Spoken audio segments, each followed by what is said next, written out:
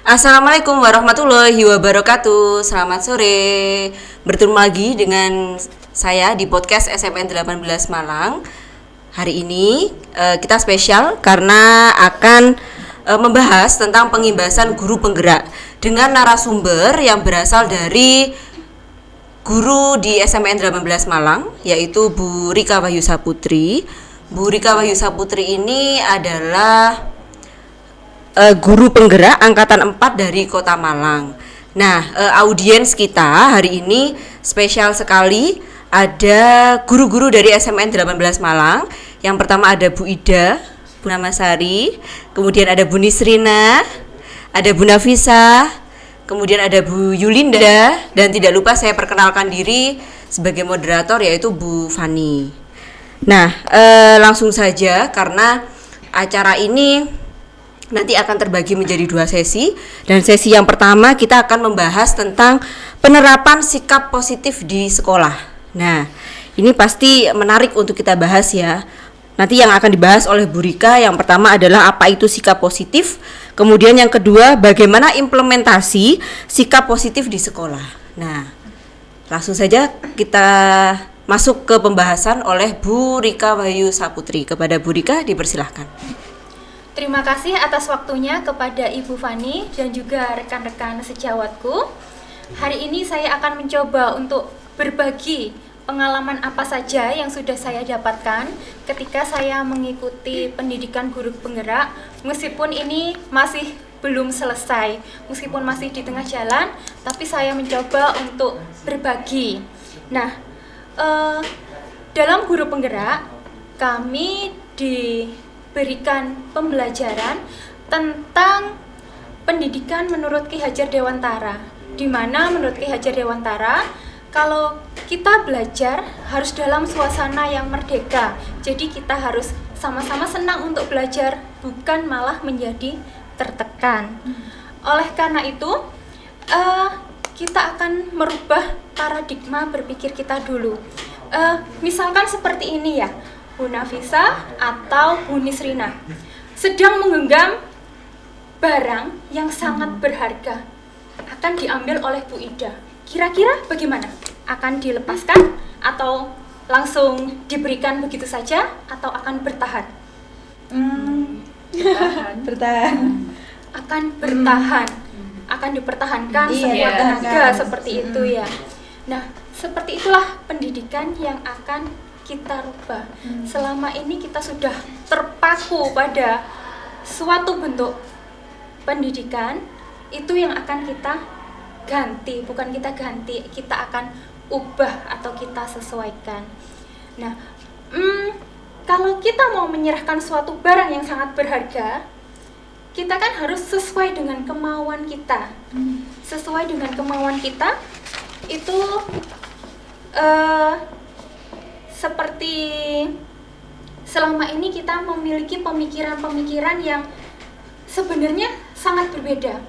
Yang pertama, ilusi guru mengontrol siswa. Kita berpikir kalau kita bisa mengontrol anak-anak. Padahal sebenarnya kalau anak-anak sendiri membatasi diri mereka, mereka yang nggak mau kita kontrol, sekuat apapun kita mengontrol, kita kan nggak bisa. Ya ibaratnya seperti kita megang benda tadi, kalau saya nggak mau melepaskan, meskipun dipaksa untuk melepaskan, kita nggak akan bisa. Iya. Yang kedua, semua penguatan positif itu efektif dan bermanfaat. Kita kadang itu sering membujuk anak-anak. Dengan bujukan kepada anak-anak, kadang itu kita merasa kita bisa mengendalikan anak-anak. Padahal kadang ada yang bisa, kadang juga ada yang enggak. Tergantung. Kalaupun bisa, suatu saat kita enggak menggunakan bujukan tersebut, pasti juga akan istilahnya dia akan kembali seperti semula. Jadi kalau anak-anak enggak mau dikendalikan, dia akan tetap bertahan. Misalkan, aku kan nggak mau belajar, kenapa harus maksa aku? Meskipun gurunya sudah maksa seperti apapun, akan tetap. kecuali kalau ada kesadaran dari anak tersebut untuk merubah dirinya secara nggak langsung, dia sudah bisa mulai berubah. Dan perubahan-perubahan itulah yang akan kita usahakan sebagai guru. Jadi kita harus, kalau istilahnya nyelani siswa, apa ya bahasa Indonesianya itu ya? Menyesuaikan dengan siswa, menyesuaikan dengan keinginan siswa. Terus ada lagi ilusi yang harus kita ubah. Kalau selama ini kita berpaku pada kritik itu membangun, kalau dikritik itu pasti jadinya lebih baik. Padahal nggak semua hal seperti itu. Kadang dikritik malah dia down, dia jatuh. Kok aku sudah gini, masih salah juga. Kan ibaratnya seperti itu. Jadi istilah kritik itu membangun masih kurang tepat untuk kita terapkan. Yang selanjutnya ada ilusi yang harus kita ubah, yaitu kalau orang dewasa itu bisa memaksa anak-anak. Kamu kan muridku, berarti kamu harus nurut aku. Seperti itu. Padahal setiap anak itu diciptakan dengan kodratnya masing-masing, dengan kemampuannya masing-masing. Dia memiliki kemampuan yang berbeda, dia memiliki keinginan yang berbeda. Jadi tidak mungkin kan kita menanam tanaman di sawah. Ada tanaman jagung, ada tanaman padi. Semuanya harus tumbuh jadi padi. Kita perlakukan caranya dengan menanam padi. Kan kita nggak bisa. Jadi kalau misalkan kita mau nanam jagung, ya kita sesuaikan perawatannya dengan jagung itu tadi. Kalau kita mau merawat padi, kita sesuaikan dengan padi. Jadi nggak bisa kita pukul rata, semuanya diperlakukan seperti jagung, semuanya diperlakukan seperti padi. Begitu juga dengan anak-anak kita. Nah, kalau anak-anak itu sudah bisa mengontrol dirinya sendiri, dia akan mempunyai motivasi. Motivasi itu ada beberapa macam. Yang pertama itu motivasi perilaku manusia. Yang pertama, dia menghindari ketidaknyamanan. Jadi, ya sudah, aku ikut aja pembelajaran supaya aku nggak dihukum Bu Yulinda.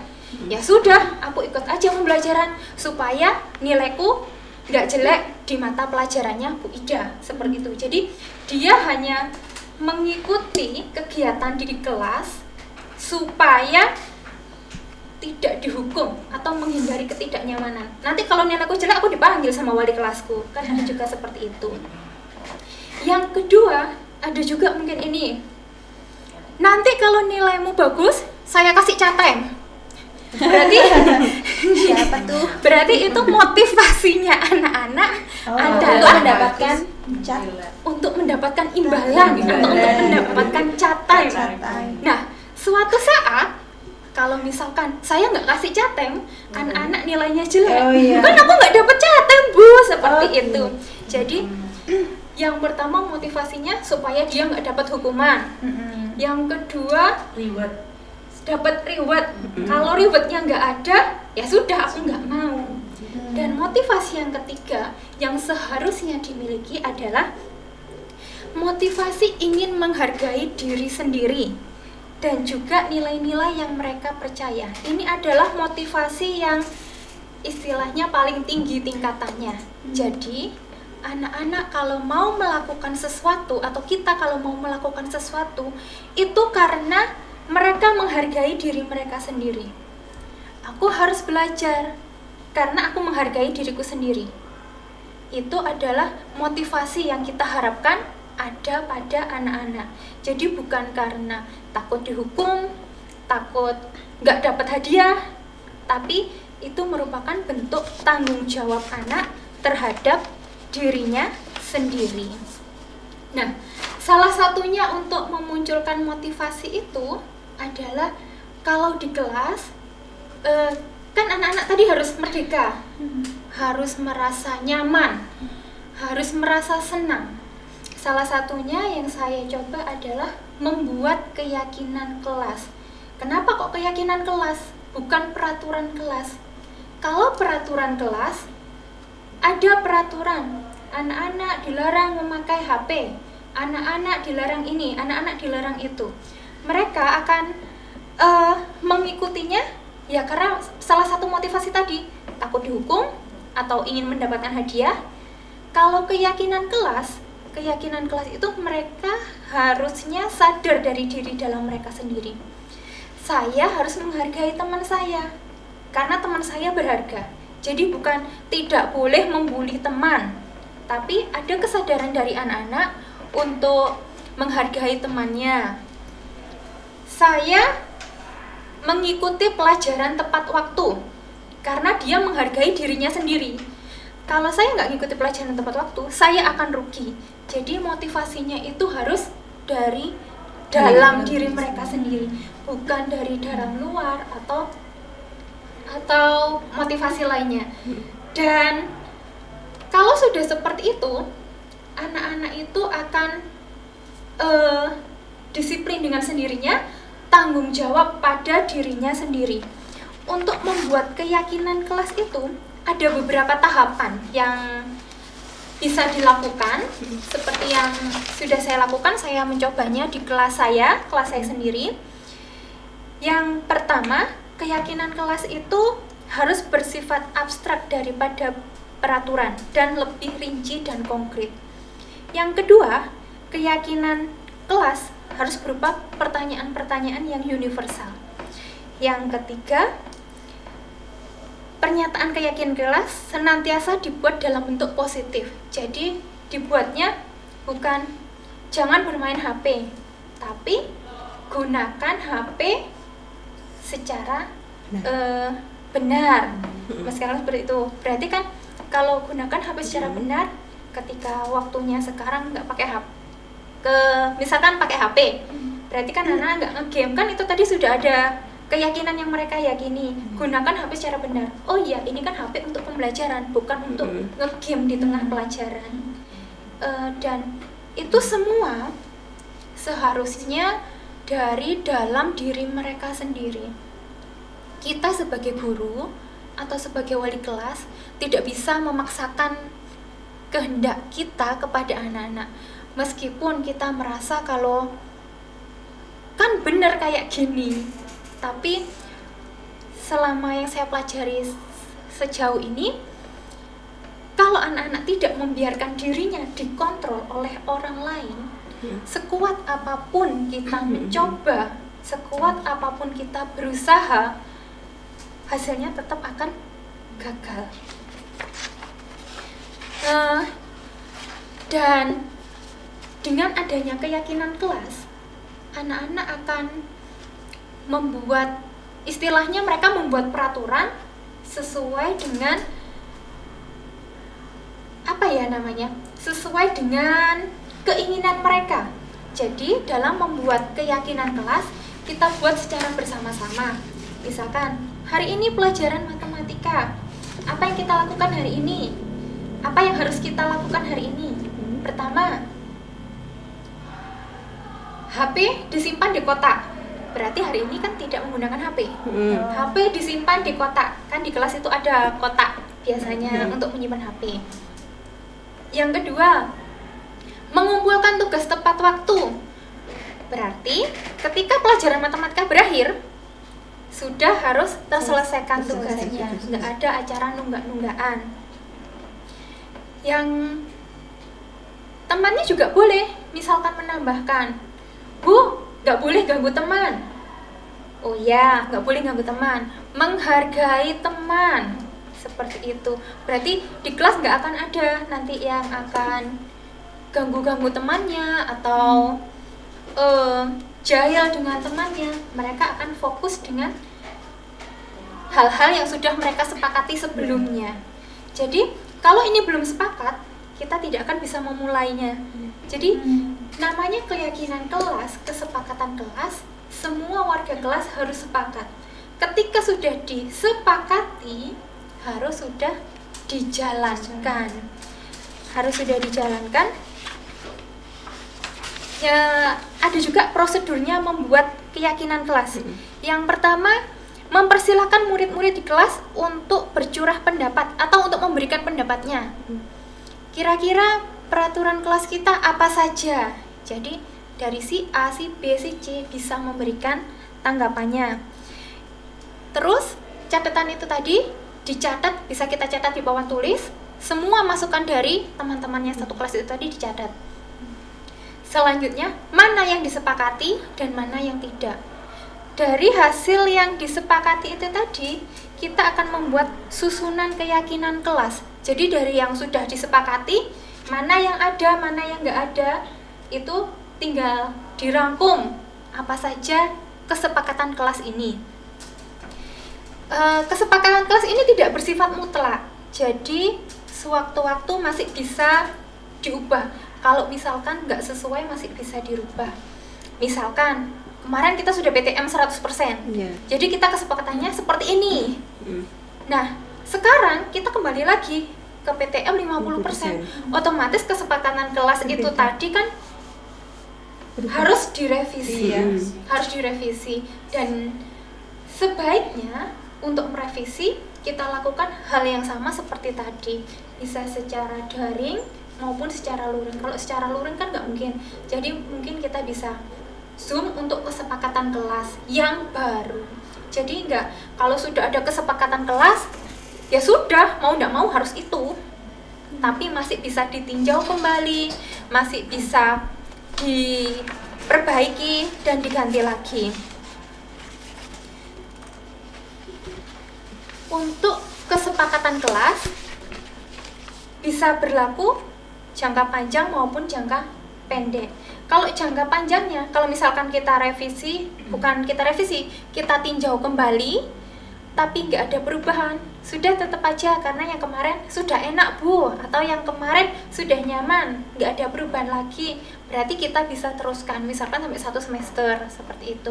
Kalau misalkan di tengah jalan, Bu kalau kayak gini kok seperti ini ya, kita ubah, anak-anak minta, Bu kesepakatannya ayo kita rubah, berarti kita bisa ngubah sewaktu-waktu atau ketika diperlukan. Jadi bisa berlaku untuk jangka panjang maupun jangka pendek. Dan sebenarnya dalam membuat kesepakatan, setiap orang atau setiap manusia mempunyai kebutuhan-kebutuhan yang harus dipenuhi. Karena pada dasarnya manusia itu mempunyai 5 kebutuhan dasar. Yang pertama, kebutuhan bertahan hidup. Yang kedua, kebutuhan cinta dan kasih sayang atau bisa diterima di lingkungannya. Yang ketiga, tentang penguasaan. Yang keempat, tentang kebebasan atau tentang pilihan. Yang kelima, tentang kesenangan atau kebutuhan untuk merasa senang. Yang pertama, kebutuhan untuk bertahan hidup. Setiap manusia pasti ingin bertahan hidup. Jadi kebutuhan untuk supaya dia survive di berbagai keadaan. Yang kedua, kebutuhan cinta dan kasih sayang. Ini merupakan kebutuhan supaya dia bisa diterima di lingkungannya. Kadang kan mungkin kita tahu ada anak bermasalah seperti ini, seperti itu. Ternyata di rumahnya dia selalu dimarahi. Di sekolah masih dimarahi. Jadi dia masih berulah lagi karena ada kebutuhan mereka yang tidak dipenuhi. Jadi pada dasarnya tidak ada anak yang nakal, tidak ada anak yang berulah, hanya saja anak tidak mendapatkan kebutuhan yang diperlukan. Nggak kelima-limanya nggak terpenuhi, bisa salah satunya contoh kurang kasih sayang itu tadi. Jadi kemungkinan di rumah kurang kasih sayang, di sekolah cari-cari ulah supaya diperhatikan. Jadi sebenarnya dia cuma pingin perhatikan aku, seperti itu, perhatikan aku. Jadi dia yang berulah seperti ini, menggoda temannya, gaduh di kelas. Kalau misalkan dia gaduh di kelas, sebenarnya kan gurunya sudah memperhatikan. Nah, kok Rami aja seperti itu. Dia kalau seperti itu merasa aku ternyata diperhatikan. Jadi kadang kayak perspektif guru itu kan anak ini kok bikin ulah. Ternyata ada kebutuhan dasarnya dia yang memang harus dipenuhi tapi dengan cara yang salah.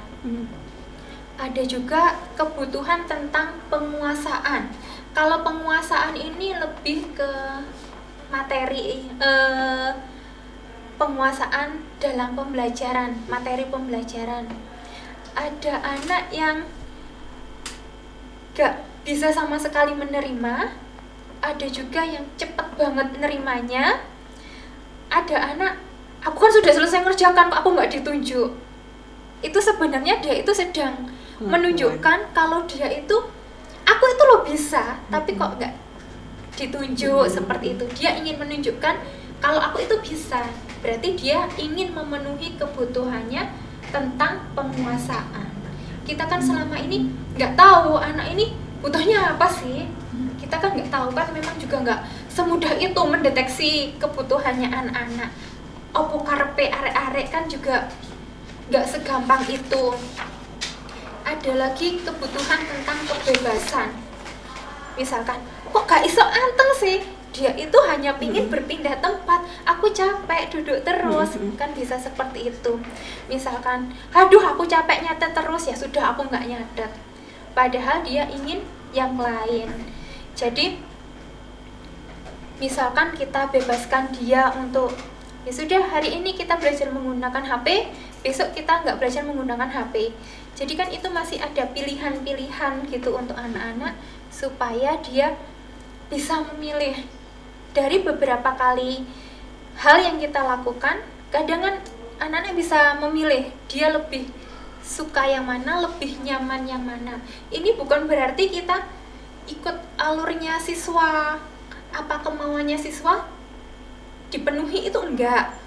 Tapi kita mencoba mencari cara biar dia nyaman belajar sesuai dengan keinginan dia, tapi juga masih dalam konteks pembelajaran gitu loh.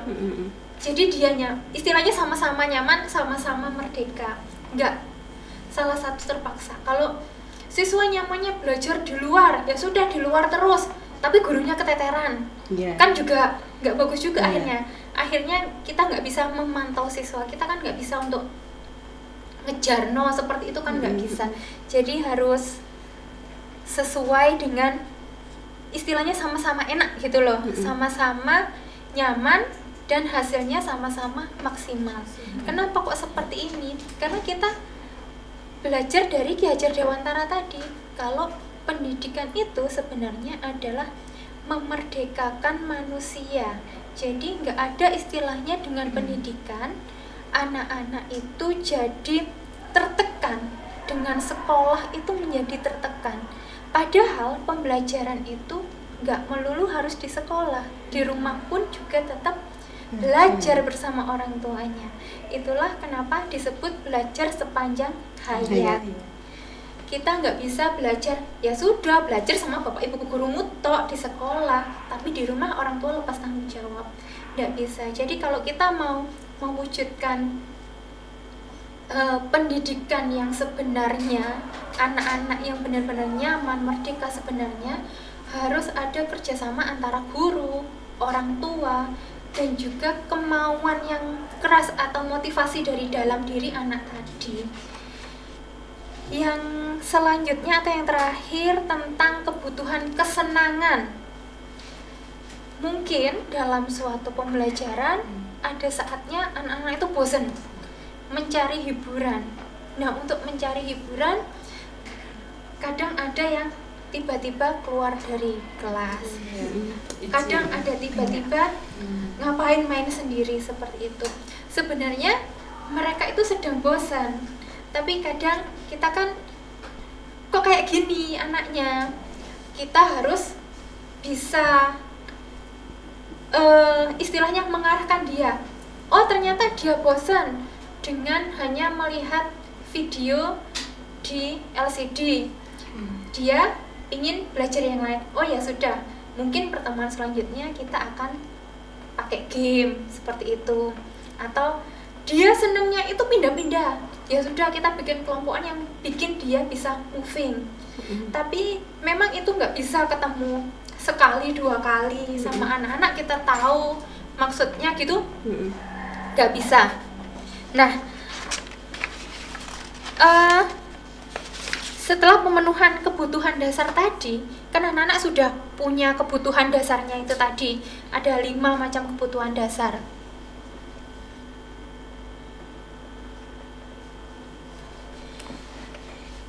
Anak-anak kan sudah ada 5 kebutuhan dasar tadi. Nah, ini posisi gurunya ada yang namanya posisi kontrol. Jadi posisi kontrol guru terhadap siswa, ada 5 posisi kontrol guru. Yang pertama, penghukum. Kalau posisi gurunya penghukum terhadap siswa itu biasanya kayak cenderung, wah tatip nih, sukanya hukum. Ih, gurunya killer nih, hobi hukum. Jadi kalau posisi kontrol kita posisikan sebagai penghukum, biasanya menggunakan hukuman fisik atau verbal. Lari lapangan 100 kali. Atau mungkin dimarahi. Gimana sih kamu ini kok nggak pernah ngerjakan PR ini itu bla bla bla bla panjang. Kan anak secara langsung, ya aku lagi seperti itu.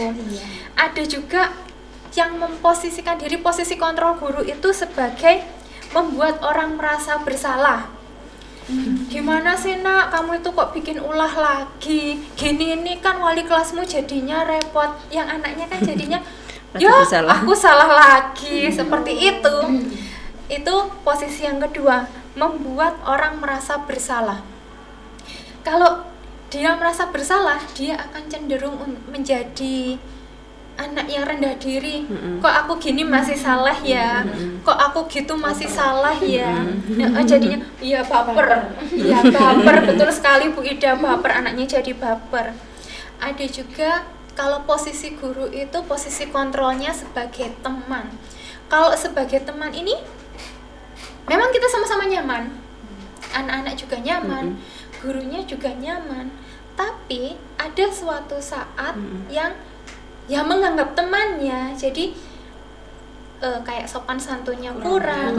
Kan kita teman, friend kan gitu kan. Jadinya sebagai teman, kalau sebagai teman memang mengingatkannya juga lebih gampang. Mengingatkannya lebih gampang karena kita sudah diterima. Atau posisi yang selanjutnya sebagai monitor atau pemantau. Misalkan ini ada anak terlambat. Kemarin tidur jam berapa, Le? Kok bangunnya kesiangan? Jadi kita harus menggali dulu apa sebabnya. Kalau misalkan anak terlambat, kalau kita posisi penghukum, kamu terlambat, lari lapangan 100 kali, kan seperti itu. Terus kalau posisi yang kedua tadi, membuat orang merasa bersalah. Ya Allah, Le, telat maneh malah oleh laporan. Gitu kan anaknya jadinya merasa bersalah. Ada lagi tadi kalau yang sebagai teman, yaitu kok terlambat lagi, lain kali jangan lagi seperti ini, langsung kayak menasehati gitu. Tapi tanpa tahu itu sebabnya kenapa? Sebabnya kenapa? Kalau sebagai monitor atau pemantau, kita harus tahu sebabnya dulu. Tadi tidur jam berapa? Ayo, kok bangunnya terlambat? Dia kan akan cerita. Kenapa? Kronologisnya dia telat itu kenapa? Nggak ujuk-ujuk dihukum lari lapangan 100 kali. Ada posisi yang terakhir itu sebagai manajer. Ini itu yang posisi paling tinggi. Istilahnya posisi paling tinggi. Bisa diterapkan oleh wali kelas, bisa juga BK, tatip pun sebenarnya bisa. Jadi, kalau posisi manajer, mengembalikan dia ke keyakinannya dia. Tadi kan kita sudah membicarakan keyakinan kelas. Keyakinan kelas kan nggak cuma selalu di kelas sebenarnya, tapi bisa berlaku juga di lingkungan sekolah. Hadir pelajaran tepat waktu, kan sama saja tidak boleh terlambat. Jadi kita bisa menanyakan keyakinan kelasnya apa saja, keyakinan kelasnya apa saja.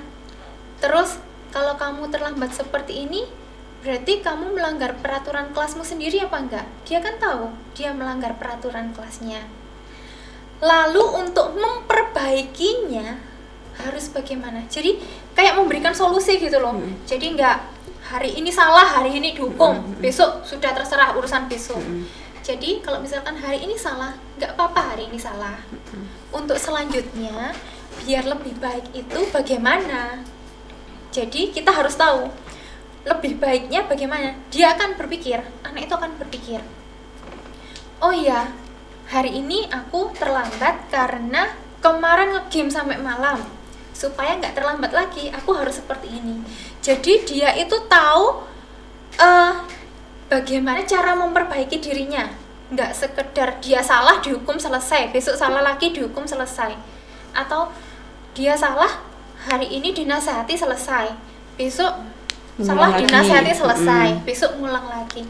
Tapi dalam posisi manajer ini memberikan solusi, dan solusinya itu datang dari anak itu sendiri. Jadi bukan kita yang menawarkan solusi, tapi kan tadi kita tanya, dia terlambatnya kenapa? Kamu harusnya bagaimana supaya nggak terlambat? Seperti itu. Nah, ada juga anak-anak dalam melakukan kesalahan. Dalam melakukan kesalahan itu tadi kan sudah ada 5 posisi kontrol. Yang ada tentang penghukum, terus ada tentang teman. Ada juga manajer, pemantau. Terus kalau sudah terlanjur berbuat kesalahan, kita harus bagaimana? Ada yang namanya segitiga restitusi. Ini segitiga restitusi itu sebenarnya bukan untuk ngejudge siswa, tapi ini untuk supaya siswa yang melakukan kesalahan bisa kembali ke komunitasnya, supaya bisa diterima kembali oleh lingkungannya. Jadi bukan dia salah dia dikucilkan gitu, enggak ya. Dia salah dia dikucilkan, dia salah dia dihujat gitu, enggak.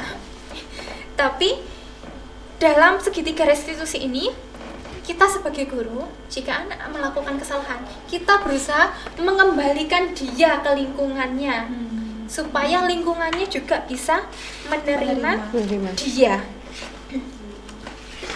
Karena sebenarnya tujuan restitusi itu adalah membantu murid menjadi lebih baik dan bisa diterima lingkungannya dan tidak mengulangi kesalahan yang sama. Jadi kalau salah bukan dibiarkan, dihujat, dikucilkan. Salah, dihujat, dikeluarkan dari sekolah. Jadi harus ada solusi untuk anak ini gimana kok seperti ini. Kan seperti tadi. Ya, seperti tadi. Kalau ada salah, kita harus cari tahu penyebabnya. Enggak tiba-tiba kamu salah, keluar. Kamu salah, kamu dihukum. Jadi harus ada tahapan penyelesaiannya. Itu namanya ada segitiga restitusi. Tahapannya apa saja? Tahapannya yang pertama tentang validasi tindakan salah. Kalau validasi tindakan salah ini ibaratnya itu seseorang boleh melakukan kesalahan, bisa melakukan kesalahan. Kan nggak mungkin kan orang benar terus atau orang salah terus. Jadi validasi tindakan salah itu maksudnya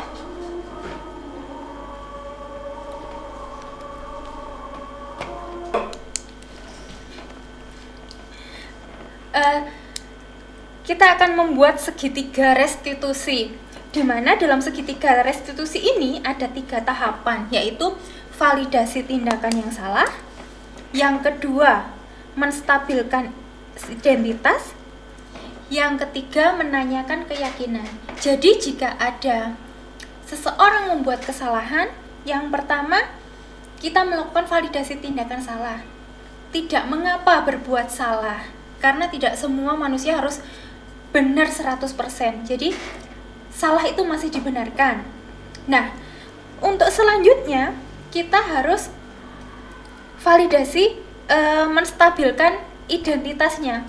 Jika kamu sudah salah, apa yang harus kamu lakukan? Jadi dikembalikan lagi.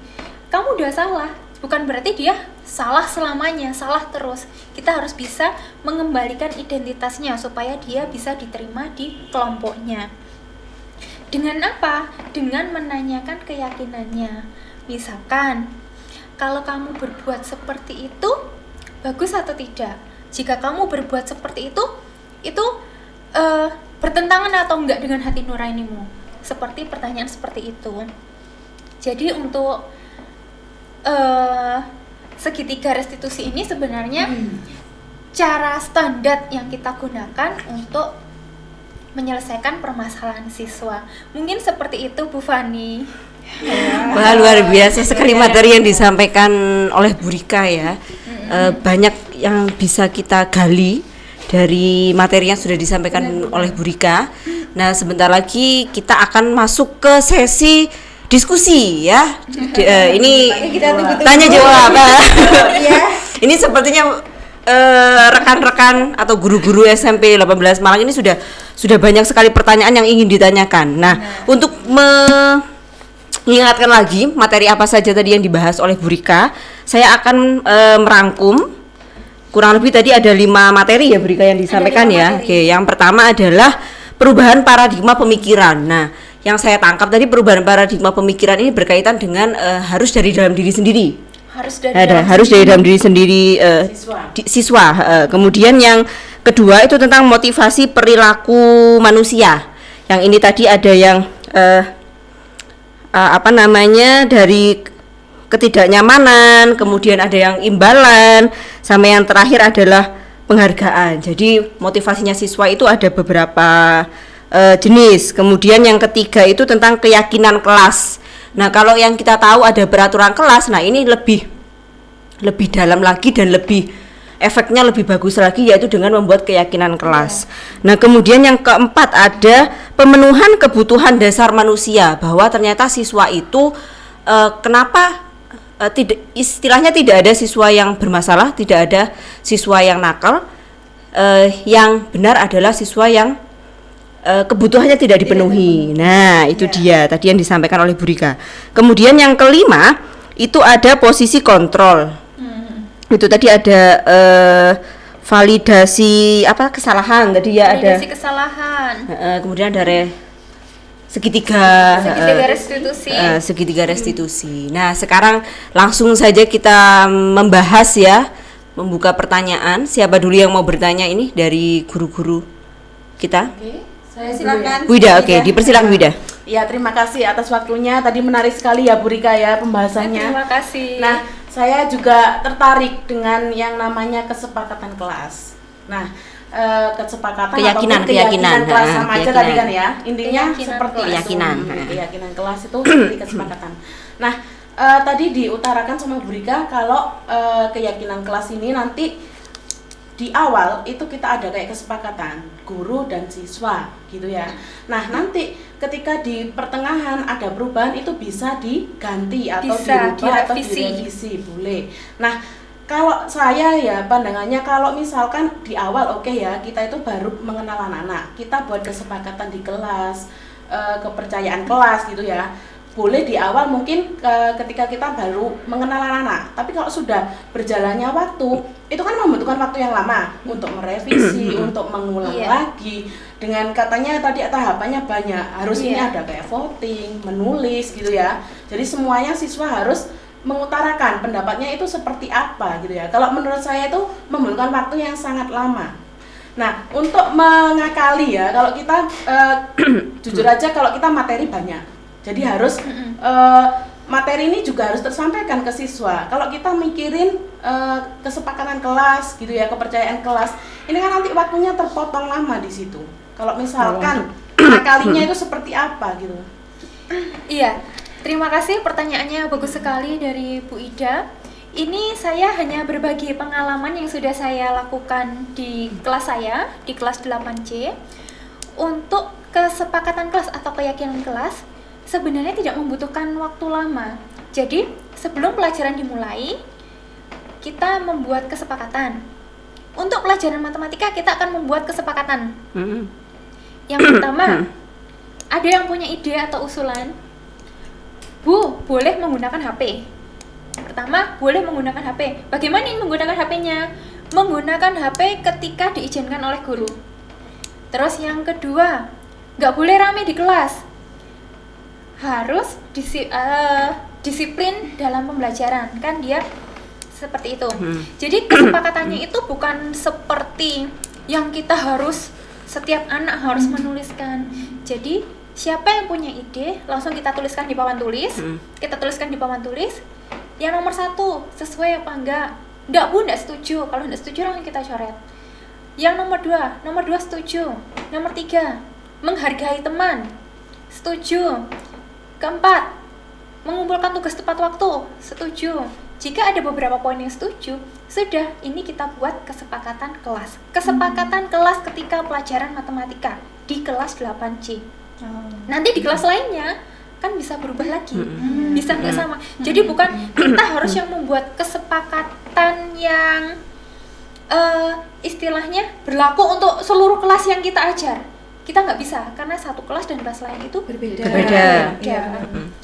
Seperti itu yang sudah saya lakukan di kelas 8C.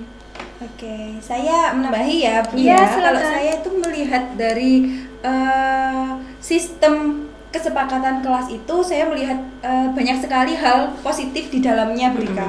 Karena kita tahu seperti ilmu parenting kan kita juga banyak mendengar kalau misalnya mengganti kata jangan dengan kata apa itu? Kerja ya, atau misalnya jangan berlari, kita ganti dengan kata-kata jalan Duduk, saja. jalan saja, Maksudnya atau kita duduk, mengganti apa itu namanya kalimat larangan menjadi kalimat positif ya, yang semulanya seperti dilarang, nanti anak-anak itu semakin kepingin untuk melakukannya. Kalau misalnya kita menyuruh atau mengganti kalimat larangan itu menjadi kalimat yang lebih positif, anak-anak langsung mungkin bisa terangsang menjadi positif kembali gitu kan. Ya. Nah, terus itu Bu, kalau dampak positif yang Bu Rika rasakan setelah mengganti peraturan kelas yang semulanya banyak kata dilarang menjadi kata-kata positif, itu apa kira-kira?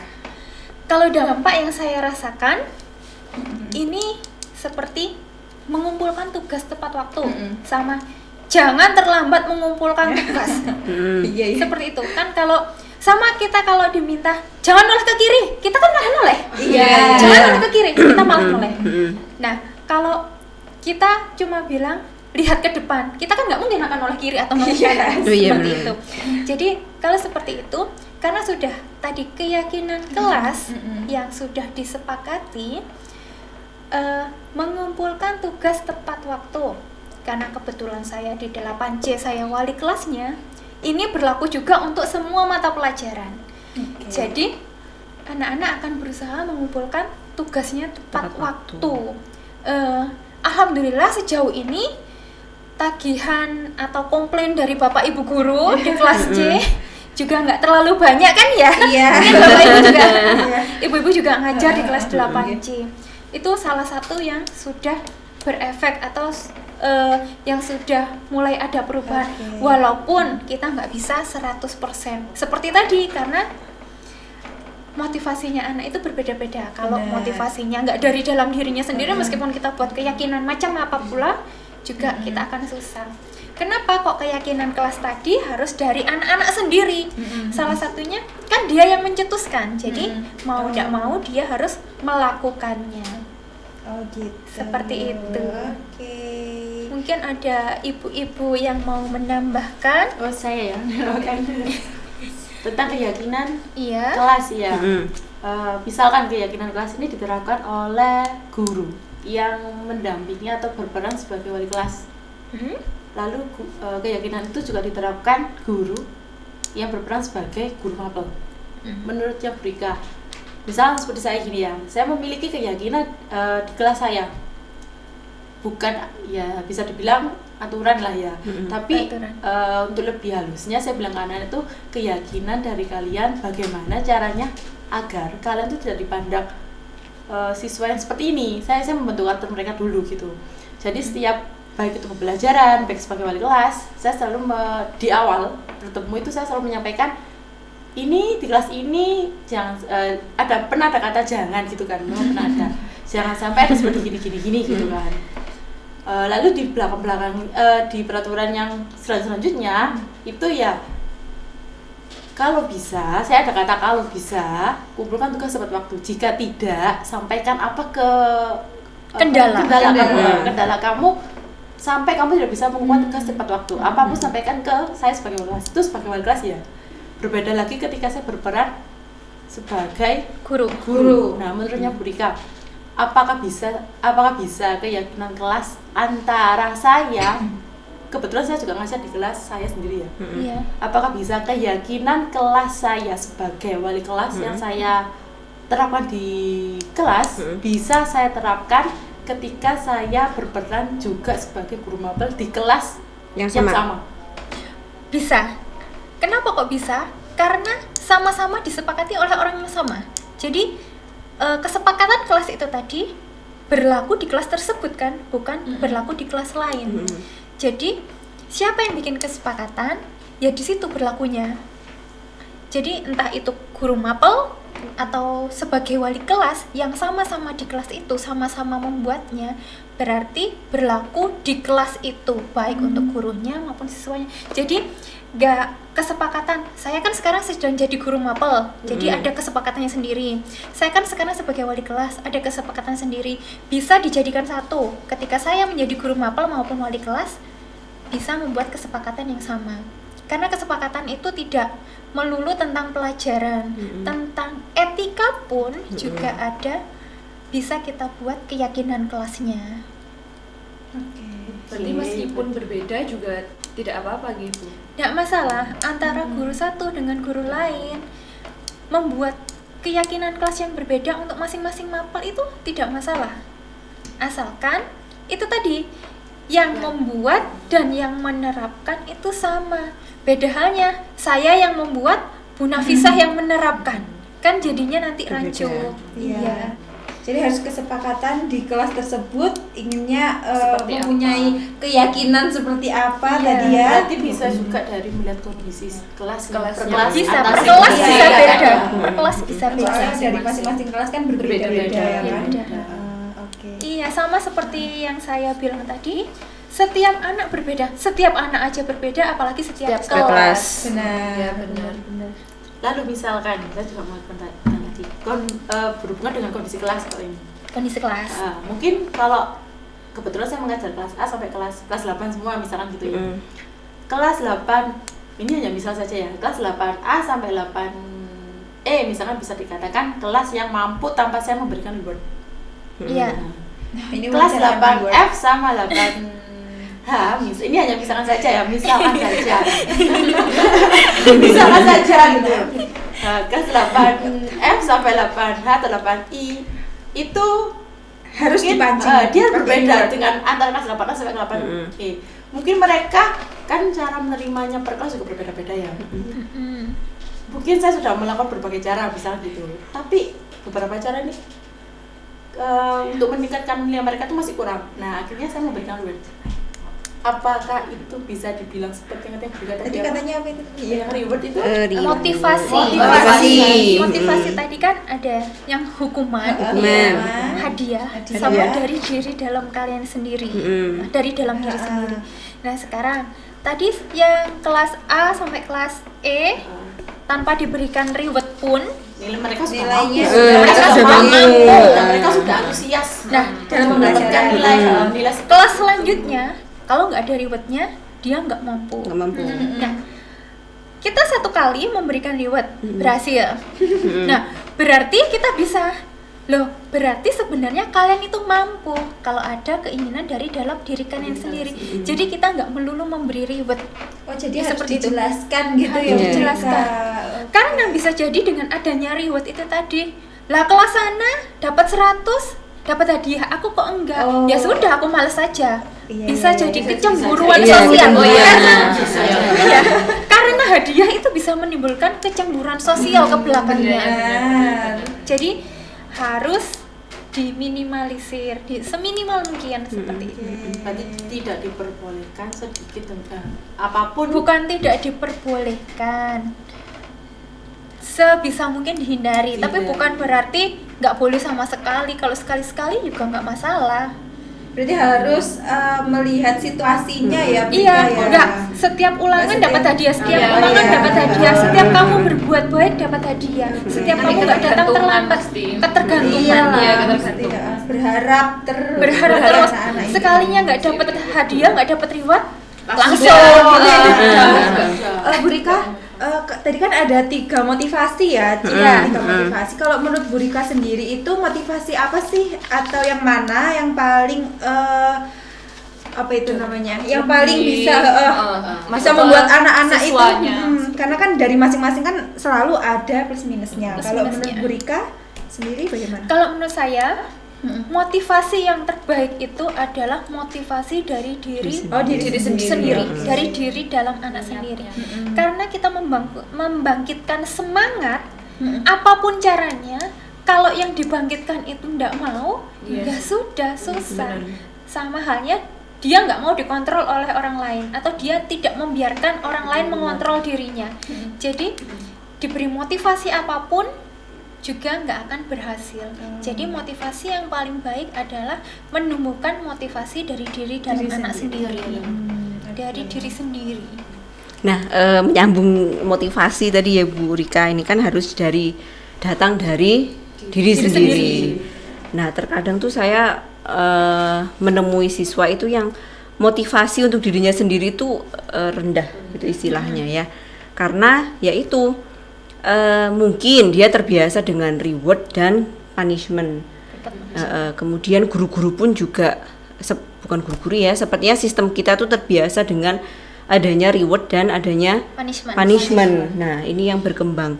Nah, bagaimana sih trik kita sebagai guru nih agar anak-anak tuh bisa membangkitkan motivasi dari dalam diri sendiri. Jadi tidak berdasarkan reward dan tidak berdasarkan punishment. Nah, Iya, kita tadi sudah membahas ada yang namanya segitiga restitusi. Restitusi salah satunya untuk mengembalikan siswa kepada komunitasnya supaya dia bisa diterima. Tadi kan ada tahapannya. Dia tadi kurang motivasi. Kurang Kita kan motivasi. harus cari tahu kenapa anak ini kok kurang motivasi. Penyebabnya apa? Bisa jadi kebutuhan 5 kebutuhan dasarnya ada yang tidak terpenuhi. Itu yang harus kita cari. Kita cari tahu kebutuhan dasarnya apa. Jadi kalau kita memberikan treatment itu nanti bisa tepat. Kurang motivasi, kebutuhan dasarnya apa? Setelah kebutuhan dasarnya ketemu apa yang tidak dipenuhi itu tadi, kita berusaha memenuhi kebutuhan dasarnya dengan tentunya dengan cara-cara yang positif. Kadang ada yang memenuhi kebutuhannya dengan cara yang negatif. Jadi kita harus tahu kebutuhan dasarnya dia apa yang diperlukan supaya dia yang seperti ini tadi nggak ada motivasi ini, tahu penyebabnya. Setelah tahu penyebabnya, kita bisa mengembalikan lagi dari sebabnya ini tadi. Kalau kita sudah tahu sebabnya, istilahnya kalau kita menangani kan tahu solusinya. Jadi tidak ada anak yang bermasalah, yang ada hanya anak yang tidak terpenuhi kebutuhannya. Jadi sebenarnya kunci kita adalah kita mengetahui kebutuhan dasar anak, apa yang nggak dipenuhi. Itu yang kita sama-sama belajar untuk mencari tahu kebutuhannya.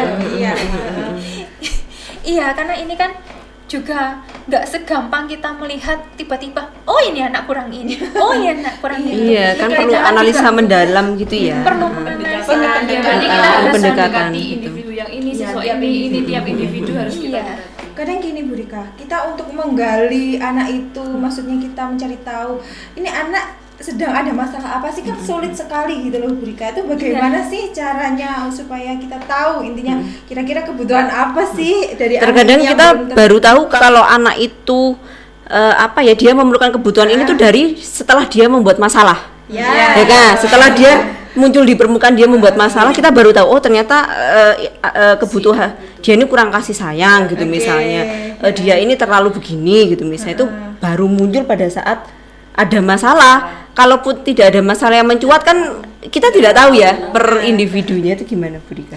Iya, kan sama seperti yang saya katakan tadi.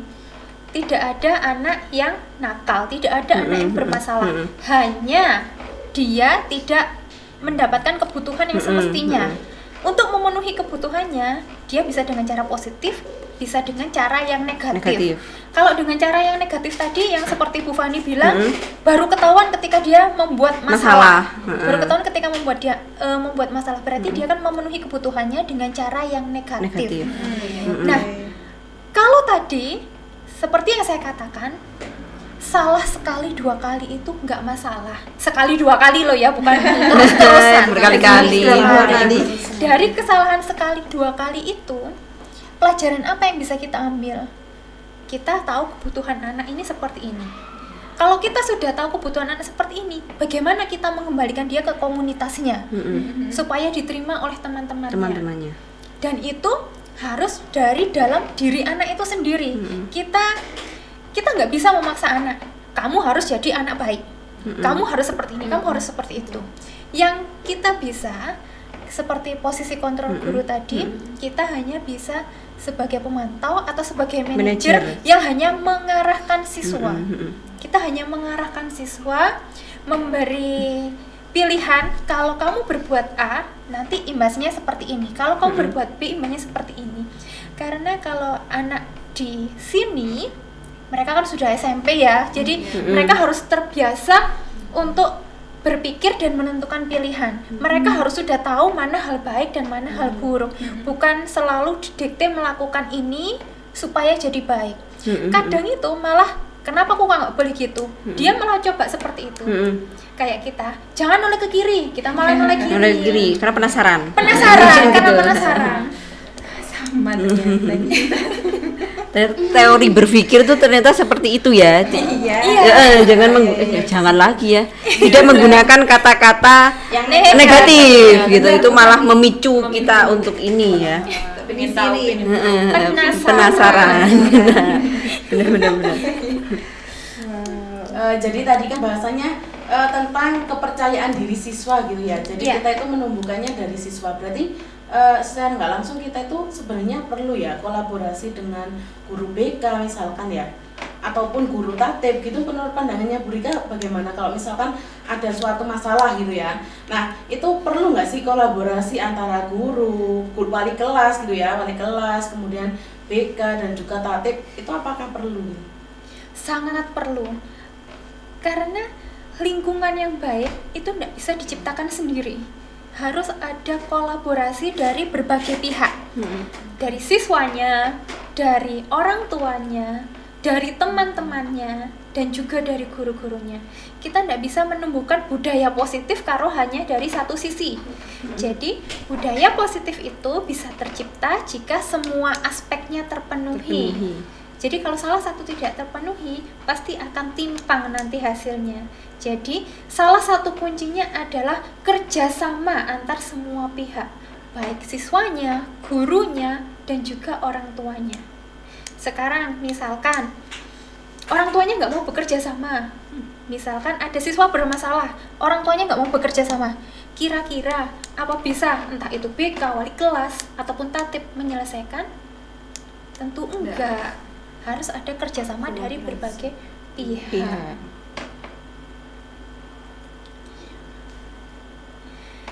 Ada lagi mungkin Ibu Fani atau? Ada lagi pertanyaan, Ibu-ibu? Ini menarik sekali ya. Ternyata ya tidak terasa pada saat kita mengobrol seperti ini. Terus saya juga mau bisa menambah, sepertinya bisa menambah, mengejudge siswa tadi. Ya, ngejudge siswa. Mungkin mengejudge siswa itu bisa diawali dari kita sebagai guru. Kita belajar dulu. Kan masih bukan hanya saya sih, bukan hanya guru lain, tapi saya pun kadang kalau kita marah kan apa yang kita keluarkan, apa yang kita bicarakan kadang tidak merasa kan. Misalkan kamu iki bandel.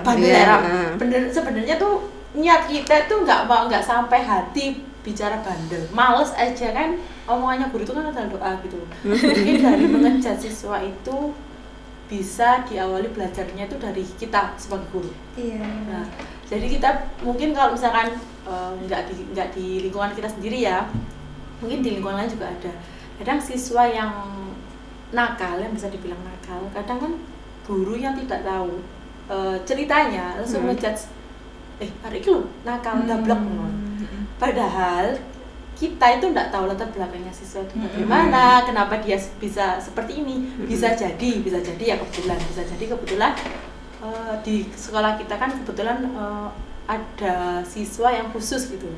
Nah, tapi memang dicampur untuk di kelas reguler. Nah, bisa jadi itu guru yang tidak kita, ini ada hubungannya sama Bu Ida tadi ya, kurangnya komunikasi, kolaborasi antara wali kelas, Tatip dan BK.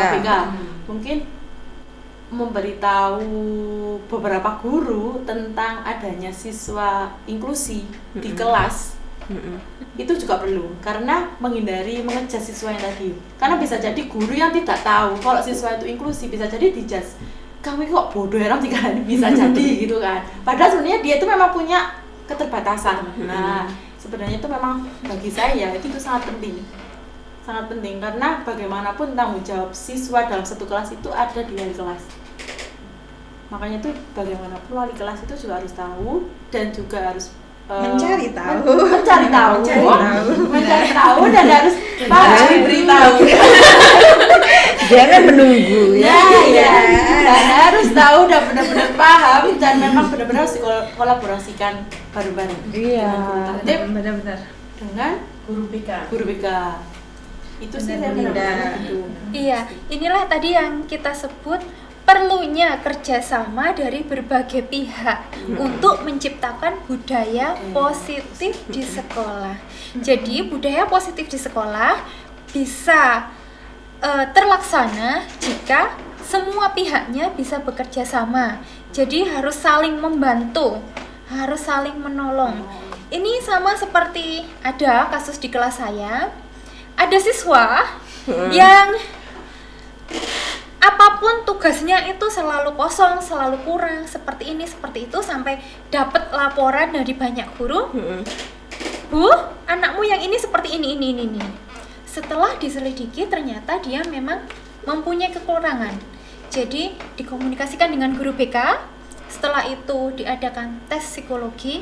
Ternyata memang IQ-nya anak ini di bawah, bisa dibilang di bawah, tapi nggak bisa dibilang inklusi.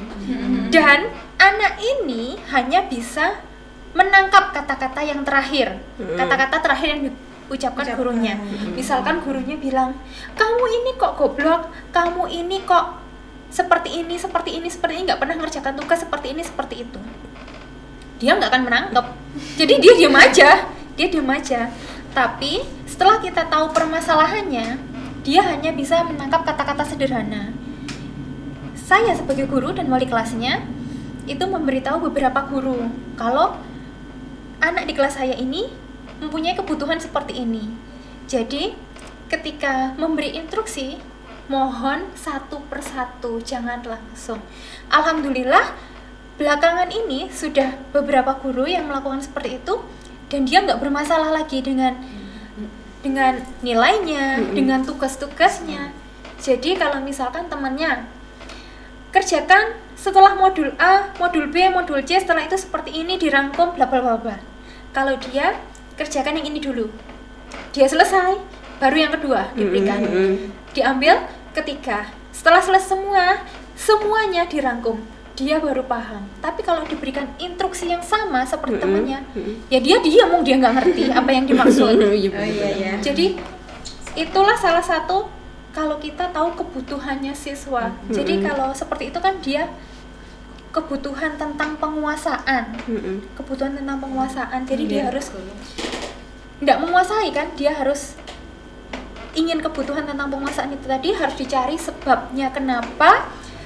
Lalu solusinya seperti apa? Nah, itu kan berarti pentingnya komunikasi antara guru, tidak hanya dengan guru, tatip dan BK, tapi dengan guru-guru yang lainnya Guru-guru juga. yang lain. Orang tua juga sangat Iya. ya Bu, sangat penting sekali ya. Dan itu juga banyak manfaatnya komunikasinya, menghindari judge. Kadang siswa kan dijudge, kamu ini males, kadang dia tuh sakit hati loh tanpa dia bicara. Cuma dia kan dia takut.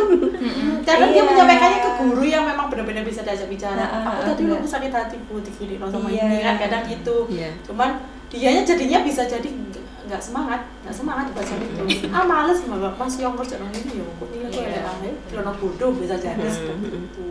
Oke, jadi menurut saya juga penting ya Bu Rika ya kalau misalnya guru itu diadakan seperti workshop ya, bisa ya workshop ya. Workshop. Workshop, iya, perihal seperti ini Iya, ya. ini sangat penting sekali, Bu Rika. Ada sekolah ya, Iya, khususnya sangat penting sekali. Ya Bu Oke. Rika ya. Nanti bisa tuh ya. mungkin bisa nanti disarankan. Bisa. Nah, nggak terasa ya ternyata ya obrolan kita tuh Sangat seru ya. sangat seru sekali gitu ya. Benar. Kita harus banyak belajar dengan Bu Rika ya, gitu bahwa ternyata yang kita pahami selama ini tuh belum tepat. Iya benar, bukan salah ya Bu Ida ya, belum salah ya, belum salah ya. Kan Belum tadi tepat. seperti yang saya bilang, salah sekali 2 kali tidak apa-apa. It's okay. Iya. Oke. Yang penting tidak berkelanjutan. Ya, yang penting tidak berkelanjutan. yang penting tidak berkelanjutan. Iya benar. Nah, untuk menutup acara nih, saya ingin Bu Rika menyampaikan apa ya, ibaratnya kayak closing gitu ya, Bu Rika ya. Kalau di podcast itu kan biasanya closingnya apa gitu ya, satu pesan atau mungkin rangkuman atau apa gitu. Monggo Bu Rika. Satu pesan dari saya, setiap anak itu terlahir berbeda dan istimewa. Tidak ada anak yang bodoh, tidak ada anak yang nakal. Yang ada adalah anak yang belum memenuhi kebutuhannya. Jadi, sebagai guru, kita dituntut untuk bisa memenuhi kebutuhan mereka. Dan belajar itu bukan merupakan suatu penderitaan untuk mereka. Jadi mereka belajar juga harus senang, harus dari dalam diri mereka sendiri. Oleh karena itu perlunya diciptakan budaya positif di sekolah. Terima kasih. Wah, terima kasih Bu Rika. Beri tepuk tangan untuk narasumber utama kita, luar biasa sekali. Saya senang sekali hari ini bisa menjadi moderator Bu Rika dan bisa mendapatkan ilmu yang bermanfaat ya untuk kita semua yang bisa kita terapkan di anak-anak. Oke, sekian sampai di sini dulu podcast kita hari ini. Jangan lupa nanti di-like, di-subscribe ya, dan diberi komentar dan juga disaksikan mulai awal sampai dengan akhir. Budayakan berliterasi ya. Oke. Sampai di sini dulu. Wassalamualaikum warahmatullahi wabarakatuh. Waalaikumsalam warahmatullahi wabarakatuh. Sampai jumpa lagi.